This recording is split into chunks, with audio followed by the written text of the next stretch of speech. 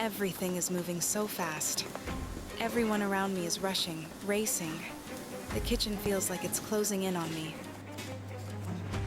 I taste it. Wrong, all wrong. I take notes, but there's no time. The pressure builds. My hand slips. The burn stings. I need to focus again, to remember why I fell in love with cooking in the first place. I glance at my notebook. Maybe there's something more to reconnect with. Now it's quiet.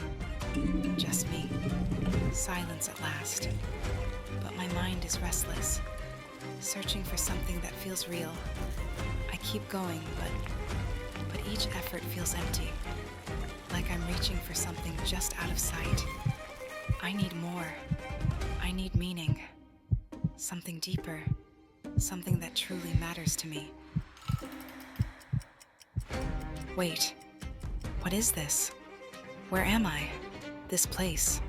It's not my kitchen, but it feels like home. I feel warmth. A sense of belonging. Something I've forgotten but always known. It's calling to me, reminding me why I began. I watch her, her movements. Her movements speak of history, of time, of life passed from one generation to the next.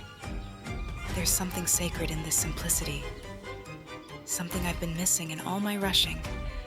This isn't just about food. It's about understanding where I come from and maybe where I'm meant to go. The notebook feels heavier now.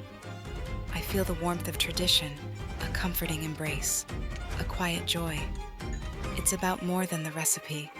It's the love passed down. This connection reminds me of my roots and shapes who I am. I'm back in my kitchen. Something has changed. Everything feels clearer.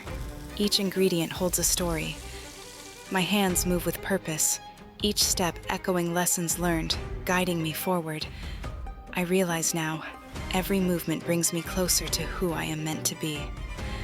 My colleagues taste the dish. Their smiles reflect warmth. This dish is more than food.